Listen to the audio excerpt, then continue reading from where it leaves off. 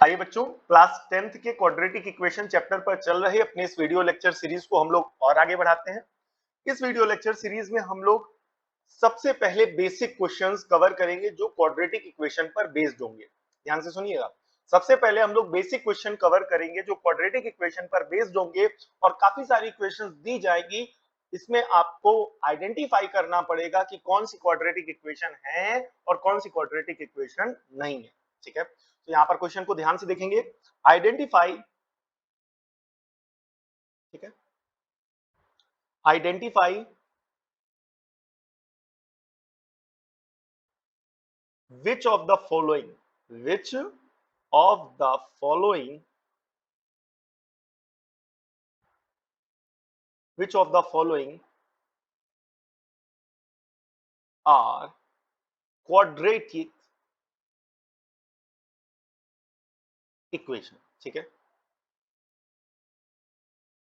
आपको आइडेंटिफाई करना है जो भी ऑप्शन अभी आपको दिए जाएंगे वो क्वाड्रेटिक इक्वेशन है कि नहीं है, कौन क्वाड्रेटिक इक्वेशन है, कौन क्वाड्रेटिक इक्वेशन नहीं है।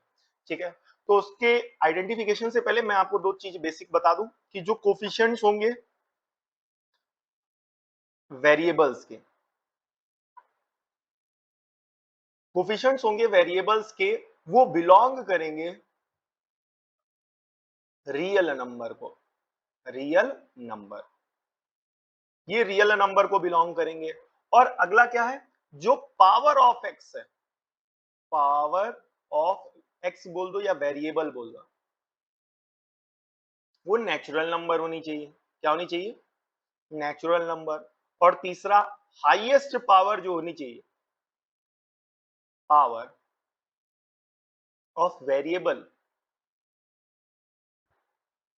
हाईएस्ट पावर ऑफ वेरिएबल होनी चाहिए, वो कितनी होनी चाहिए? 2। क्योंकि जब हाईएस्ट पावर 2 होगी तभी तो जाकर के वो क्वाड्रेटिक इक्वेशन बनेगा। ठीक है, तो ये तीन कंडीशन है। कितनी कंडीशन है? 3। कि जो कोफिशिएंट्स होना चाहिए वो वेरिएबल का वो रियल नंबर को बिलोंग करना चाहिए। दूसरी कंडीशन, जो पावर ऑफ वेरिएबल्स होनी चाहिए वो सारी नेचुरल नंबर होनी चाहिए। और तीसरी बात, जो हाईएस्ट पावर ऑफ वेरिएबल्स होनी चाहिए वो कितनी होनी चाहिए? 2। अगर ये सारी कंडीशन आपकी सेटिस्फाई होंगी तो आप समझ जाइएगा कि यहाँ पर जो है वो जो गिवन इक्वेशन है वो कैसी है? क्वाड्रेटिक इक्वेशन तभी बन पाएगी। ठीक है, आइए आगे बढ़ते हैं। तो यहाँ पर पहला क्वेश्चन हम लोग देखेंगे। पहला क्वेश्चन दिया गया है x square minus x plus का 3 is equal to 0। X square minus का एक्स प्लस का 3 इज इक्वल टू 0। तो यहाँ पर अगर बात करा जाए कोफिशिएंट्स की, ध्यान से देखिए कोफिशिएंट्स की, तो एक्स स्क्वायर का कोफिशिएंट कितना है? 1। एक्स का कोफिशिएंट कितना है? -1। और जो कांस्टेंट टर्म है वो क्या है आपका? 3। ध्यान से देखिएगा कैसे पता करेंगे। यहाँ पर कुछ नहीं है तो क्या मानेंगे? 1। यहाँ कुछ नहीं है तो 1 विद साइन लिया जाएगा तो माइनस का, और ये आपका आ गया क्या कहते हैं, कांस्टेंट टर्म प्लस का 3। ठीक है, वापस आते हैं। दूसरी कंडीशन क्या है? पावर ऑफ वेरिएबल क्या होनी चाहिए? नेचुरल नंबर होनी चाहिए। यहाँ पर पावर कितनी दी गई? 2। यहाँ पर पावर कितनी मानी जाएगी? 1। और यहाँ कुछ नहीं है तो x की पावर कितना कंसीडर किया जाएगा? 0। ठीक है, सॉरी, यहाँ पर थोड़ा सा करेक्शन करेंगे हम लोग। ठीक है, ध्यान नहीं दिया। यहाँ पर ये आप लोग होल नंबर लिखिएगा। क्या लिखिएगा? Whole number. ठीक है, ध्यान नहीं दिया बेटा। ठीक है, तो यहाँ पर पावर ऑफ वेरिएबल 0 है, 1 है, 2 है, और ये सारे किसको बिलोंग करते हैं? होल नंबर को। अब highest power of variable check की जाएगी। यहाँ पर हाईएस्ट पावर ये है कितनी? 2। ये सारी कंडीशन यानी तीनों कंडीशन सेटिस्फाई हो गई। इस वजह से जो गिवन इक्वेशन है, the given equation is quadratic equation. ठीक है, तो इस वजह से जो हमारी गिवन इक्वेशन है क्वाड्रेटिक इक्वेशन है बेटा, इसको करेक्ट कर लीजिएगा। ठीक है, यहाँ पर होल नंबर कर लीजिएगा। ठीक है, ध्यान नहीं दिया। ठीक है, आइए आगे बढ़ते हैं। नेक्स्ट क्वेश्चन हम लोग कवर करेंगे, सो ध्यान से देखिएगा। नेक्स्ट क्वेश्चन, नेक्स्ट क्वेश्चन है हमारा, सेकंड क्वेश्चन है 2x स्क्वायर प्लस का 5/2 ऑफ x माइनस का √3 इज इक्वल टू 0। यहाँ पर भी सेम वही क्वेश्चन है, बताना है कि ये जो इक्वेशन दी गई है ये क्वाड्रेटिक इक्वेशन है कि नहीं। तो किसी भी इक्वेशन की क्वाड्रेटिक इक्वेशन की कितनी कंडीशन बताई है? हमने आपको 3 कंडीशन बताई है। तो पहला बताया कोफिशिएंट्स। क्या बताया है? कोफिशिएंट। तो यहाँ पर कोफिशिएंट है 2, यहाँ पर कोफिशिएंट है 5/2 और अगला कोफिशिएंट है आपका माइनस का 3। ठीक है, तो ध्यान से देखिएगा बेटा, यहाँ पर आपको ये 3 कोफिशिएंट्स यहाँ पर दिख रहे होंगे। एक्स स्क्वायर का कोफिशिएंट 2, x का कोफिशिएंट 5/2 और ये जो बच गया ये x की पावर 0 का कोफिशिएंट या कह सकते हैं कांस्टेंट टर्म होता है। दूसरी बात, इस बात का विशेष ध्यान देंगे कि बोले जब कोफिशिएंट लिखेंगे तो वहां पर जो है विथ साइन टर्म्स लिखे जाएंगे। आइए आगे बढ़ते हैं। सेकंड कंडीशन क्या बताई थी? सेकंड कंडीशन बताई थी पावर ऑफ वेरिएबल। ठीक है, ध्यान से देखिएगा, सेकंड कंडीशन क्या बताई थी? Power of variable, power of variable. ठीक है, यहाँ पर देखिए पावर ऑफ वेरिएबल कितनी है? 2, यहाँ पर 2 लिख दिया। यहाँ पर पावर ऑफ वेरिएबल कुछ नहीं है तो क्या होगा? 1। और यहाँ पर कांस्टेंट टर्म की हमेशा पावर ऑफ वेरिएबल कितनी होती है? 0। ठीक है, तो ये तीनों जो नंबर है ये आपके होल नंबर को बिलोंग कर रहे हैं। किसको बिलोंग कर रहे हैं? होल नंबर को। ठीक है, ध्यान से देखिएगा, ये तीनों नंबर किसको बिलोंग कर रहे हैं? होल नंबर को बिलोंग कर रहे हैं। यहाँ पर सेकंड कंडीशन भी क्या हो गई? सेटिस्फाई हो गई। आइए थर्ड कंडीशन को देखते हैं। थर्ड कंडीशन हमने आपको बताया था highest power of variable. Highest power of variable, यहां पर आप देख सकते हैं हाईएस्ट पावर ऑफ वेरिएबल कितना है? 2। हाईएस्ट पावर ऑफ वेरिएबल कितना है? 2। तो यहाँ पर हाईएस्ट पावर ऑफ वेरिएबल हो गया 2। यहाँ पर ये वाली कंडीशन भी क्या हो गई? सेटिस्फाई हो गई। तो ओवरऑल आपकी तीनों कंडीशन क्या हो गई? सेटिस्फाई हो गई। और तीनों कंडीशन सेटिस्फाई होने के कारण ये जो दिया गया है, ये जो एक्सप्रेशन दी गई है, ये भी एक तरीके की क्या है? Quadratic equation. Thus the given equation is quadratic equation. ठीक है, इस तरीके से हमारी जो गिवन इक्वेशन है वो भी क्या हो गई? Quadratic equation. आइए थर्ड क्वेश्चन को भी हम लोग प्रैक्टिस करते हैं। थर्ड क्वेश्चन को ध्यान से देखेंगे अपन लोग। ठीक है, थर्ड क्वेश्चन सी पार्ट डाल देते हैं, इस वाले को बी पार्ट डाल दे रहे हैं और उस वाले को आप लोग 1 लिख लीजिएगा। ठीक है, तो सी क्वेश्चन यानी थर्ड क्वेश्चन रहेगा 1/3 of x square plus 1/5 of x minus 2 is equal to 0। तो यहाँ पर भी थोड़ा सा ध्यान से देखिएगा बच्चा लोग। ठीक है, कि वो जो 3 कंडीशन बताई हैं उसको प्रॉपर आप वेरीफाई करिए, आपका आंसर आ जाएगा। ठीक है, क्वेश्चन कहीं गलत नहीं होगा अगर आप उसको अच्छे से फॉलो करेंगे। ठीक है, आइए देखते हैं। तो यहाँ पर अगर बात करी जाए, पहली कंडीशन क्या बताई थी? कोफिशिएंट्स। तो आइए सारे कोफिशिएंट्स लिख दीजिए। यहाँ पर आपको एक्स स्क्वायर का कोफिशिएंट कितना दिख रहा है? 1/3। यहाँ एक्स का कोफिशिएंट कितना दिख रहा है? 1/5। और यहाँ जो कांस्टेंट टर्म है या ये कह सकते हैं कि एक्स की पावर 0 का कोफिशिएंट वो दिख रहा है -2। और ये सारे किसको बिलोंग कर रहे हैं? रियल नंबर को। बोले क्या सारे रियल नंबर को बिलोंग कर रहे हैं, इस वजह से पहली कंडीशन क्या हो गई? सेटिस्फाई हो गई। आइए सेकंड कंडीशन को देखते हैं। सेकंड कंडीशन क्या है? Power of variables. Power of variables यहाँ पर कितनी है? यहाँ पर साफ साफ दिख रहा है 2 है, तो लिख दो भाई 2। यहाँ पर कुछ नहीं है तो यहाँ पर क्या माना जाएगा? 1। और कांस्टेंट वाले में पावर एक्स की कितनी मानी जाती है? 0। ठीक है, कैसे अभी बताते हैं कैसे यहाँ पर पावर 0 हो जाएगी कांस्टेंट में। थर्ड पार्ट देखेंगे, हाईएस्ट पावर ऑफ वेरिएबल। क्या बेटा? हाईएस्ट पावर ऑफ वेरिएबल क्या होगी? हाईएस्ट पावर ऑफ वेरिएबल यहाँ पर 2। हाईएस्ट पावर ऑफ वेरिएबल 2 गई। तो यहाँ पर आपने देखा ये जो पावर ऑफ वेरिएबल है ये किसको बिलोंग कर रही है? होल नंबर को बिलोंग कर रहे हैं। और हाईएस्ट पावर ऑफ वेरिएबल 2 आ गई, तो तीनों कंडीशन सेटिस्फाई हो गई। इस वजह से यहाँ का आंसर क्या आएगा? 10 the given equation is quadratic equation. ठीक है, अब यहाँ पर आपने देखा होगा कि जहां कहीं भी कांस्टेंट लिखा रहता है तो वहां पर वेरिएबल की पावर हम हमेशा क्या मान लेते हैं? 0। तो आइए मैं आपको बताता हूँ कैसे यहाँ पर 0 होता है। जैसे यहाँ पर लिखा है 3, तो यहाँ पर अगर पूछा जाएगा वेरिएबल की पावर कितनी है तो 0। तो वो कैसे होगा? ध्यान से देखिएगा। आप इस 3 को 3 into 1 लिख सकते हो कि नहीं लिख सकते हो? और इस 1 को आप क्या लिख सकते हो? x की पावर 0। तो अब आप बताइए, यहाँ पर वेरिएबल की पावर अगर पूछी जाएगी तो क्या बनेगी? 0। तो इस तरीके से जहां भी हम लोग कांस्टेंट टर्म में वेरिएबल की पावर लिखते हैं इस तरीके से 0 बनती है। ठीक है, आइए चौथे क्वेश्चन को हम लोग कवर करते हैं, ध्यान से देखिएगा। चौथा क्वेश्चन है x minus 6/x is equal to 3। Important question है, ध्यान से देखिएगा। तो जब कभी भी हम लोग किसी भी एक्सप्रेशन के किसी भी इक्वेशन के क्वाड्रेटिक होने पे कमेंट करते हैं या क्वाड्रेटिक होने की बात को बताते हैं, तो ऐसी सिचुएशन में सबसे इंपॉर्टेंट पार्ट हमारा ये होता है कि आप वहां पर वो जो वेरिएबल है, वो जो इक्वेशन है, वो अपनी सिंप्लीफाइड फॉर्म में होनी चाहिए। किसमें होनी चाहिए बेटा? सिंप्लीफाइड फॉर्म में। तो आइए इसको सिंप्लीफाइड फॉर्म में लिखते हैं। तो जिसके अपॉन में कुछ नहीं तो उसके अपॉन में 1 और this whole is divided by x। यहाँ पर मल्टीप्लाई कराएंगे, एक्स स्क्वायर माइनस का 6 इज इक्वल टू 3। ये बनेगा एक्स स्क्वायर माइनस का 6 is equal to 3 of x। और ये माइनस का प्लस का 3 ऑफ x इधर आ जाएगा तो माइनस 3 ऑफ x हो जाएगा। तो फाइनली बनेगा x square minus 3x minus 6 is equal to 0।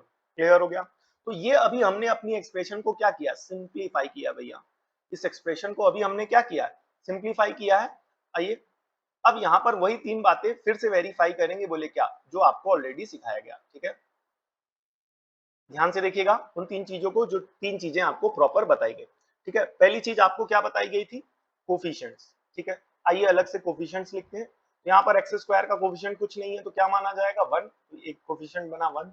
अगला एक्स का कोफिशिएंट क्या दिया गया, -3, और यहाँ जो कांस्टेंट टर्म है वो दिया गया -6, और ये सारे रियल नंबर को बिलोंग करते हैं। ठीक है बेटा, ये सिंबल है बिलोंग्स टू का। ठीक है, आगे डिटेल में आप क्लास 11th में जाएंगे तो वहां बताया जाएगा। तो बिलोंग्स टू को सिंबलाइज करके ये इस तरीके से सिंबल बना दिया जाता है। सिंबल का नाम है एप्सिलॉन। ऐसे थोड़ा सा सी बना करके बीच से स्ट्रेट लाइन कर दीजिएगा, जस्ट लाइक एस, जैसे ई होता है वैसा। तो इसका ये इस सिंबल का नाम होता है बेटा एप्सिलॉन। क्या नाम होता है, एप्सिलॉन। और यहाँ पर ये एप्सिलॉन जो साइन होता है ये रिप्रेजेंट करता है बिलोंग्स टू को। ठीक है, आइए वापस आगे बढ़ते हैं। तो यहाँ पर x की पावर कितनी है, 2। ठीक है, तो बात करेंगे पावर ऑफ वेरिएबल्स की। यहाँ पर x की पावर कितनी है, 2, तो लिख दिया 2। यहाँ पर x की पावर कुछ नहीं है तो क्या मानी जाएगी, 1। और बताया था, अभी प्रूफ किया था कि x कांस्टेंट टर्म में x की पावर को कितना माना जाता है, 0। तो ये सारे बिलोंग कर रहे हैं होल नंबर को। थर्ड पार्ट बोले क्या, हाईएस्ट पावर ऑफ वेरिएबल कितनी होनी चाहिए, 2 होनी चाहिए। तो यहाँ पर 3 पावर लिखी है, 2, 1 और 0। तो सबसे बड़ी पावर कितनी है, 2। तो सबसे बड़ी पावर 2 होने के कारण हाईएस्ट पावर ऑफ वेरिएबल बना 2, और हाईएस्ट पावर ऑफ वेरिएबल 2 बनने के कारण यहाँ पर ये तीसरी कंडीशन भी सेटिस्फाई हो गई। तो इसलिए अब ये कहा जा सकता है कि बोले क्या, द गिवन एक्सप्रेशन या इक्वेशन इज क्वाड्रेटिक इक्वेशन। इस तरीके से जो हमारी गिवन इक्वेशन बन रही है वो क्या बन रही है, क्वाड्रेटिक इक्वेशन बन रही है। ठीक है, आइए एक क्वेश्चन को और सिंप्लीफाई करते हैं, लास्ट बट नॉट लीस्ट। तो इसको थोड़ा सा ध्यान से देखिएगा, ये हमारा क्वेश्चन पार्ट होगा, आई होप डी वाला। एक बार चेक कर लेते हैं। ठीक है, तो डी हो गया है, तो ये पार्ट बनेगा हमारा ई। ठीक है, ध्यान से देखेंगे यहाँ पर ई वाला पार्ट। ठीक है, तो ये वाला जो क्वेश्चन बनेगा वो बनेगा हमारा ई। ई वाला ये इंपॉर्टेंट है, ध्यान से देखिएगा इसको। ठीक है, तो यहाँ पर क्वेश्चन दिया गया है, ध्यान से देखिएगा क्वेश्चन, आप खुद ही देख करके कहेंगे, बोले क्या इंपॉर्टेंट है भाई, इंपॉर्टेंट है। ठीक है, तो अगला क्वेश्चन है 2x + 3 ब्रैकेट में, फिर ब्रैकेट में 3x + का 2 और इज इक्वल्स टू क्या बेटा, 6 ऑफ x - 1, और यहाँ पर हो जाएगा x - का 2। ठीक है, यहाँ पर ध्यान से देखिएगा इस पूरी इक्वेशन को। हमने आपको ऑलरेडी पिछले क्वेश्चन में बताया कि जब कभी भी आप किसी एक्सप्रेशन के क्वाड्रेटिक होने पे बताएंगे या पॉलिनोमियल होने के बताएंगे, तो ऐसे सिचुएशन में वो जो एक्सप्रेशन होगी, वो जो इक्वेशन होगी, वो अपनी सिंप्लीफाइड फॉर्म में होगी। लेकिन ये अभी इक्वेशन अपनी सिंप्लीफाइड फॉर्म में नहीं है, तो इस वजह से इक्वेशन इंपॉर्टेंट बन जाता है। बिकॉज आइए अब इस इक्वेशन को क्या करेंगे, हम लोग सिंप्लीफाई करेंगे।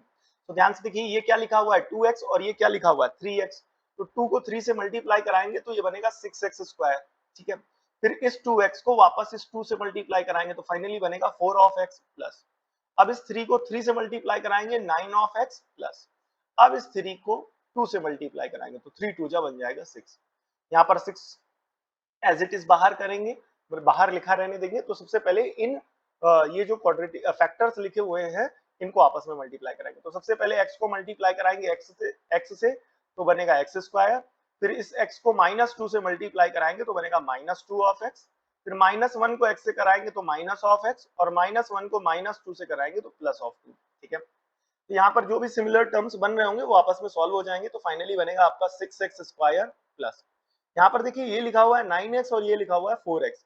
तो 9x + 4x ओवरऑल हो जाएगा आपका 13 ऑफ x प्लस का 6 इज इक्वल टू। ठीक है, इसको अंदर पहले ब्रैकेट को सिंप्लीफाई कराएंगे, फिर 6 को अंदर मल्टीप्लाई कराएंगे। ध्यान से देखिएगा, x² एज इट इज लिख दिया, माइनस ये देखिए -2x - x, तो माइनस माइनस क्या होता है प्लस, और साइन माइनस का, तो ओवरऑल हो जाएगा ये आपका माइनस का 3x प्लस का 2। ठीक है, इधर एज इट इज लिखा रहने देंगे 6x² प्लस का 13 ऑफ x प्लस का 6, और यहाँ पर 6 को क्या करेंगे अंदर मल्टीप्लाई कराएंगे एक एक करके तीनों टर्म से। तो 6 × x², 6x² माइनस 6 × 3, तो 6 3 जा क्या हो जाएगा 18 ऑफ x, और 6 को जब आप इस 2 से मल्टीप्लाई कराएंगे तो 6 2 जा फाइनली क्या हो जाएगा 12। क्या हो जाएगा 12। तो इस तरीके से ये सिंप्लीफाई हो गया। अब आप यहाँ पर देखिए, यहाँ पर भी इक्वल टू के साइड भी 6x² है और इक्वल टू के साइड भी 6x² है। तो ये जो 6x² है, 6x² से क्या हो जाएगा, कैंसिल। ये जो पहला 6x² है और जो दूसरा 6x² है, ये दोनों आपस में क्या हो जाएंगे, कैंसिल हो जाएंगे। ठीक है, तो अब जो बच रहा है पहले उसको लिख लेंगे। ठीक है, यहाँ जो बच रहा है वो लिखेंगे 13 ऑफ x प्लस का 6 और यहाँ पर लिखेंगे -18 ऑफ x प्लस का 12। ठीक है, तो अब इस माइनस के 18x को इधर ले आएंगे तो इक्वल टू के उस साइड से इस साइड आएगा तो प्लस से माइनस हो जाएगा और माइनस होगा तो प्लस हो जाएगा। तो जैसा कि आप यहाँ देख रहे हैं माइनस का साइन लगा हुआ है तो माइनस का टर्म इधर साइड आएगा तो प्लस का 18 ऑफ x हो जाएगा और यहाँ ऑलरेडी लिखा हुआ है 6 और ये प्लस का 12 इधर आ जाएगा तो माइनस का 12 बराबर में क्या हो जाएगा, 0। 13x प्लस 18x, 8 9 10 11, आराम से कैरी आएगा 1 2 और 3, 31x। ठीक है, और 6x माइनस 12x तो प्लस माइनस माइनस साइन बड़े वाले का तो माइनस का 6 बराबर 0। तो यहाँ पर आप देखिए साफ साफ दिख रहा है, यहाँ पर कोई भी term, no term of x² का कोई टर्म है ये नहीं। यहाँ पर x² का अगर कोई टर्म नहीं है तो इस वजह से यहाँ पर क्या लिखेंगे, thus this